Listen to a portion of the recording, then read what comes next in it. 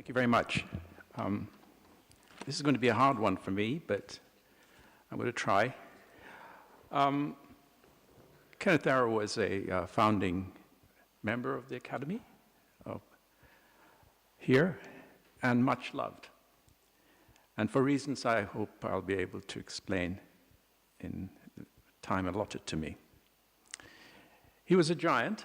I mean, when I say that, I really mean it in the strictest terms. He was voted for whatever it's worth, but in this case it was worth. The turn of this millennium, there was a panel taken, questionnaire of economists throughout the world as to who is the greatest economist of the 20th century, and he topped the list. For reasons that many of us felt were absolutely legitimate. He was very involved with this academy. I joined in 97. I was appointed in 97. He was appointed in 94. And I observed him taking it very seriously, as he did everything. So he was much loved. And yet, it occurred to me when the Chancellor asked me to talk about, to commemorate Arrow's life here, how little, despite the collegiality and the sense of family that this academy has, and I assure you, I'm a member of 10 academies, and this is the only one I really sweat over, because it is a family. When I come here, I feel I'm home. Despite that, it's very hard to know each other. There is a sense, of course we do. We know their intellectual abilities, their humor, and their presence. But there is something, the core, the character of the person is still very often missing. Or at least we think we do know, but it's a superficial level. And what I want to do is to try and bring that out in an imperfect way. Arrow was born 23rd August 1921. Had one sibling, younger sister, of Romanian Jewish family, immigrants. He wasn't an immigrant, his parents were. He grew up during the Depression when his father was unemployed periodically, so it was, I would say, utter poverty, but life was hard. He told me once he couldn't afford the bus fare, so he used to walk to high school, which was a 3-mile walk each way. He did that. He showed enormous intelligence from the word go. He told me that, so he said that, I was clever, I was intelligent. And his parents, just one anecdote that his sister told me. When he was naughty, as a young boy, his parents would tell him to go into his room and study. And they realized that they found a correlation because they realized that he liked that idea. So that wasn't a punishment. So the punishment was go out and play. He was somewhat clumsy physically. Physical dexterity was missing. He had everything, but he wasn't very good at coordination. So he told me that his younger sister Anita, herself a distinguished economist, used to help him clip his fingernails and so forth as they were growing up. That's the background. He graduated from the City College of New York and in mathematics, physics, did his PhD at Columbia under the great Harold Hotelling, so he had a pretty good start. Then during the war, immediately after that, he joined the weather office. And he was a weather officer, and his great pride, and he would boast about it at dinner parties, and to me several times, because he had a tendency of repeating himself towards the latter half of his life, which we all do anyway, but he did it quite, in this case, was that his first published paper was in meteorology, and here's the title, On the Optimal Use of Winds for Flight. And here's the problem. It's a superb problem, and it's a very hard one. Prior to this paper, you wanted to send a plane from A to B, and you wanted to minimize the petrol consumption, gasoline consumption. Assume that there is no air, so it's a frictionless, okay? So that's been solved. because you have to take care of the fact that the Earth is spherical. That's what makes the problem interesting. What he did was to say, well, suppose there is a current coming this way or the current coming that way, how do you modify the result and so forth? Now, that's a pretty significant paper. He was very proud of it. It also, I think, showed his love for mathematics, operations research, and a great deal of his work. He was also professor of operations research, by the way, not just economics. He got his first appointment after his PhD, and I'll come back to that, at Stanford. And over dinner, if somebody asked me, why did he go to Stanford from Columbia, given the fact that Stanford was backwaters in 1949, 50, 51, that period, I have some thoughts about it, not unrelated to the point that we were discussing a few minutes ago. And he's lived there pretty much the whole of his career, but for a 10-year absence in Harvard, a decision which I never understood, but he didn't understand it after. He then came back to Stanford. So that's the background. He then retired in 1991 at the age of 70, lived there, and had a full academic life. Okay, why is he so famous? Why do we all regard him to be not just a great economist, but one of the greatest social scientists of our time? His first work was his most famous, outside economics included. That's on social choice, the famous impossibility theorem. Now, these are just words and new terms, and there's no reason why you should know what it is, so let me give you in 3-4 minutes this essence of what he's trying to do in it and why that theorem is so famous.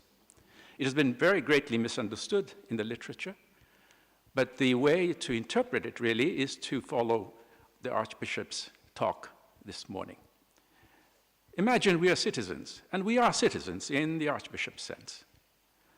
But as citizens, we think of the common good, but our perception of the common good is not the same because we have different information, not quite apart from anything else. But yet, decisions have to be made. We have to elect our representatives. So it's a problem of voting. Question, how should a just, a fair, a good, a defendable voting system be constructed? And what should it have? What properties should it have? So he started backwards. He didn't say, let's think about majority rule, or let's think of plurality rule. He said, might we want a voting system to have, which the Archbishop will not think it's immoral. Let's put it that way. I'm using Archbishop Minerath because his paper was really directed towards these ideas of civilized behavior.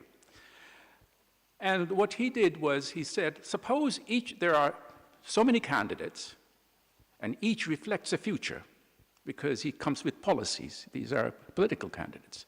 So in voting for candidates, we are voting for the future, what kind of a life our economy will have. And now it says, imagine that each person, each voter, ranks all the candidates and submits that ranking in the polling booth. Now notice that move is denied in pretty much all voting rules that exist. In England, you don't vote for all the candidates, you vote for only the most preferred one. And that has serious weaknesses. So the first move he made was significant. Then he said, well, what properties should it have? You're going to now transform these rankings into a final choice of a person. And here are the three that I'll just very briefly tell you. One is that if all voters prefer candidate X to candidate Y, then candidate Y should not win. Doesn't mean X will win, but Y shouldn't. Seems very reasonable. It's a consensus principle. Another, it should be anonymous. Voters' names should not matter. And of course, there I can see you approving of that for good reason. You should not have preferential voting for some groups of people against others. So that's one. Anonymity, we call it. A third has been much criticized, but it's actually a very deep one, which says, suppose in a particular configuration of votes, candidate X wins, is deemed the winner. And candidate Y has, of course, out of others, Y hasn't won. Now, imagine the same situation, but Y didn't appear on the ballot, then the rule should be that X should still win, because an irrelevant candidate has dropped out.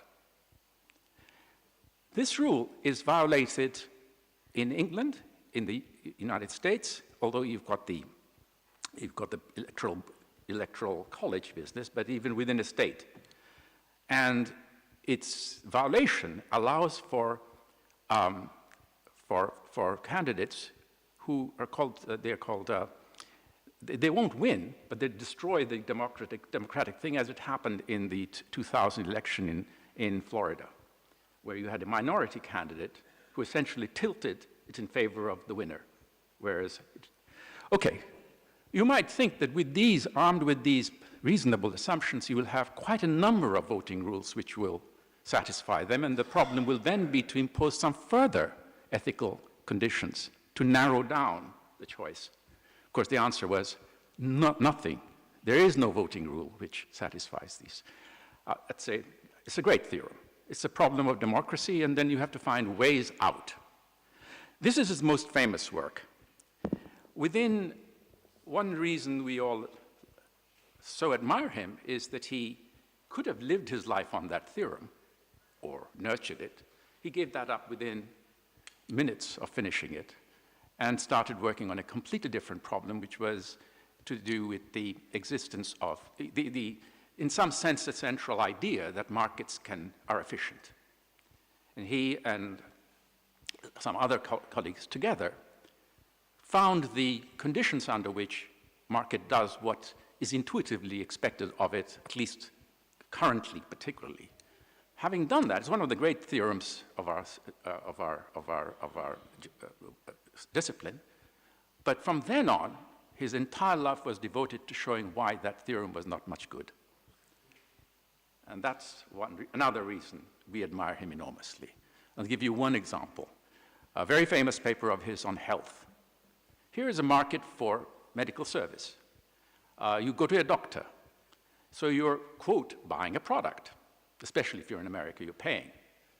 Now, how can you, the trouble is, you don't know what you're buying because you don't know medicine, you're just a patient. The guy who you're buying from is the guy who has the information. But how can you tell whether he's a fraud or he is genuine, whether he's well qualified or not? So it's the problem of adverse selection, which had not been discussed in economics until then. Although the insurance industry, of course, knew about adverse selection in a big way. So the move he made was to show that if you just left it to the market, what would happen, you would go to the bottom of the distribution. Quacks will take over because they can easily train themselves, i.e. no training at all, but I'm a doctor. And so it will displace, it's like bad money driving out good, bad doctors will drive out good ones. And then, having done that, that was brilliant exposition itself, but this is 1964, but he then turned it around and saying, well, now look, we always talk about antitrust. We say that competition, these unions are bad, cooperatives are bad because they're hindering competition. But here's an example where you do need internal monitoring, so that you need ways by which the profession itself will ensure that quacks don't get to practice. So it's a very the spirit of the times. All right, those are two. He did many other things, and I won't bore you with them. I could, but you won't want to be bored. There's dinner coming up and everything. I got to know him. I want to now move towards trying to give you a picture of why we all loved him, without knowing why, perhaps, we loved him. I got to know him as a graduate student, just after graduate, and he took interest in a chapter of my thesis on population. I'd read Plato. Plato had talked about the ideal size of I hadn't read all of Plato, of course not, but just one ideal size of his republic, the city-state. And then I'd read Sidgwick, bits of Sidgwick, and I wanted to put together and see how the arguments went, and he obviously liked it, and he wanted to talk to me.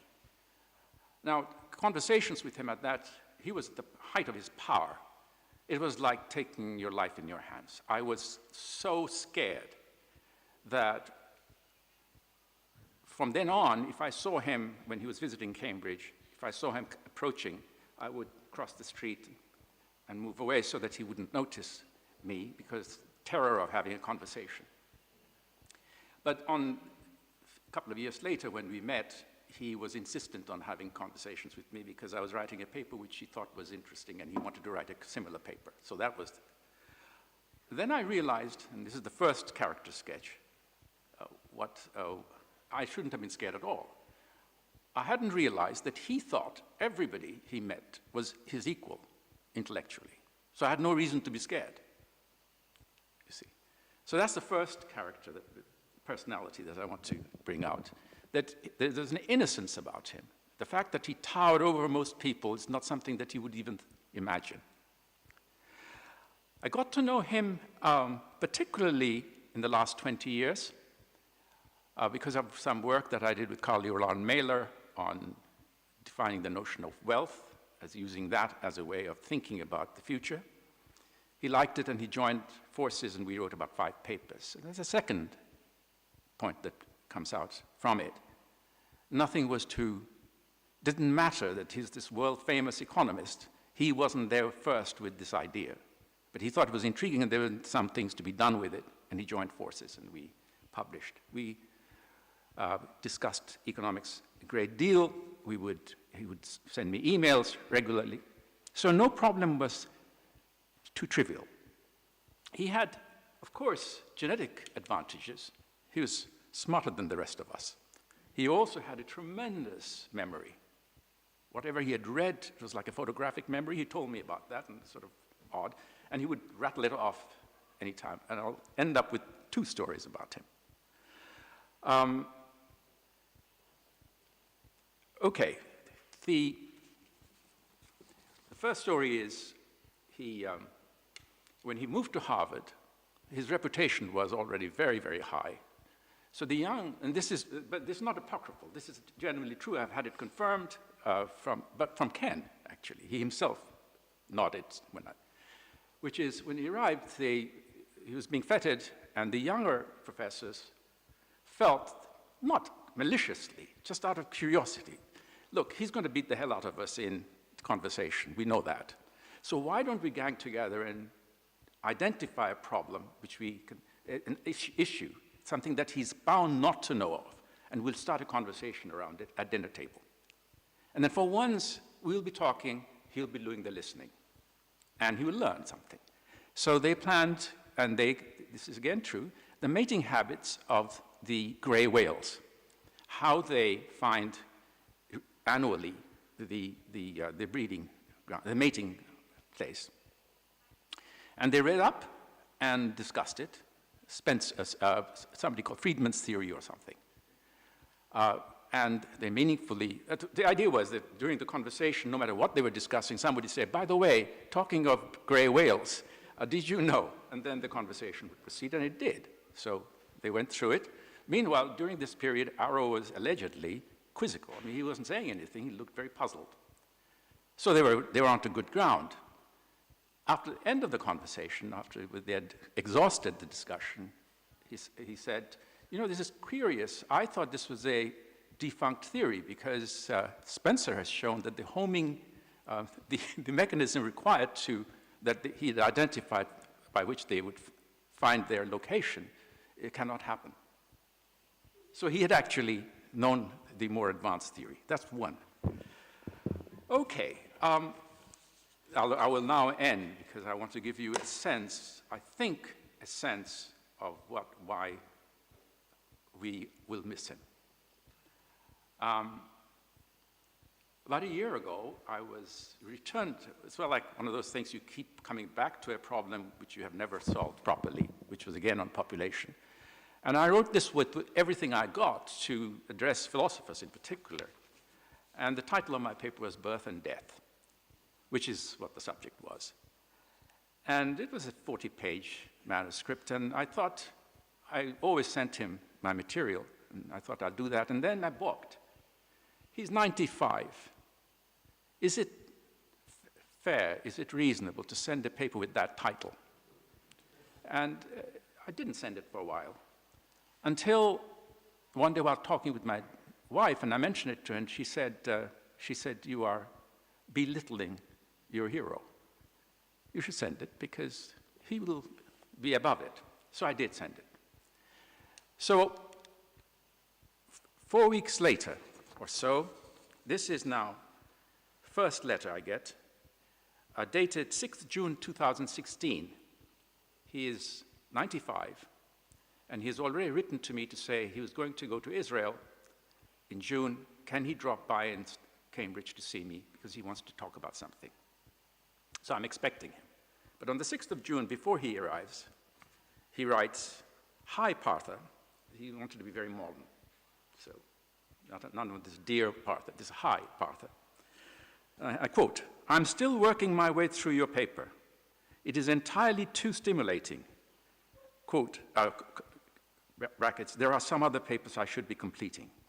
I stop and try to calculate a model stemming from your work. I attach a few scattered thoughts. I will have more to say when we meet, as ever can." There was no attachment. This is 528, received 6th of June. At 8:04, 6th of June, some random thoughts on birth and death. I'll just read the first paragraph.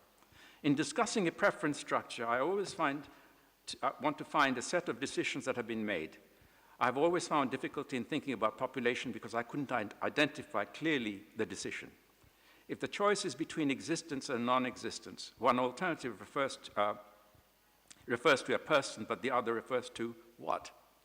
In the standard evaluations of health, we use as a real-life measure the choices between jobs with differing fatal accident rates and correspondingly different wages. A single individual is being compared in two different circumstances." That's the first paragraph. Now I'm going to quote two quotations. James Joyce refers to, quote, "the God-possibilized individuals whom we nightly impossibilize," unquote. So here is suddenly he's thought of something he had read, James Joyce. Paragraph later, and then he says, "Your generation, relative utilitarianism, may point in this direction." So he's made a connection with Joyce. Next, Sophocles. Glancing at your paper raised vague memories of a chorus from one of Sophocles' plays about Oedipus and his children. It occurs in Oedipus at Colonus, about 2/3 of the way through, and this is Gilbert Murray's translation. So now the precision, that's how his brain worked. He has to be precise about everything. And here's the quote, "Not to be born by all acclaim were best, but once that gate be passed, to hasten thither whence he came is man's next prize. And fast, oh fast, for once he has unloosed his hand from youth and youth's light vanities, what blow can from his path be banned? What griefs will not be surely his? Strife, envy, falseness, blood, and hate, till last the curse of curses, lone, despised, weak, friendless, desolate, old age hath claimed his own." Quote, and then next he says, "This sets a very high, literally infinite value to your subsistence welfare, though it is connected with the decay due to age, and so may point to a value depending on both age and the technical ability to mitigate its consequences." His brain just literally moved from one to another effortlessly. And then he proceeds with 2 pages of calculations of a model that he extends mine. I then saw him a few weeks later in Stockholm. He was then getting really quite old. Final observations. Once I asked him, because of course there's no way one can avoid trying to imitate, if you like, take on some of the features of somebody you admire very much, and his was whatever he read, he would use somehow or the other in his work. So his famous paper on learning by doing, the economics of learning by doing, was taken, he told me, when I asked him what gave him the idea, was from Aristotle. Anything that we learn to do, we learn by the actual doing of it. People become builders by building and instrumentalists by playing instruments. So what was the model? The model was that the firm's productivity increases with the cumulative output of the firm. And then away he goes. But the basis is instrumentalists. And what do I take away from these? I mean, I've tried to give you these examples just to give you a sense of what kind of a person he was. And it strikes me that at the end of the day, what made him so powerfully great a human being was that he never really grew up. He was a student all his life. And no problem was too trivial. Nobody was trivial. Everybody's idea, no matter what, was something interesting, and he wanted to run with it and see if it could be furthered. I think that is why we celebrate his life. Thank you very much.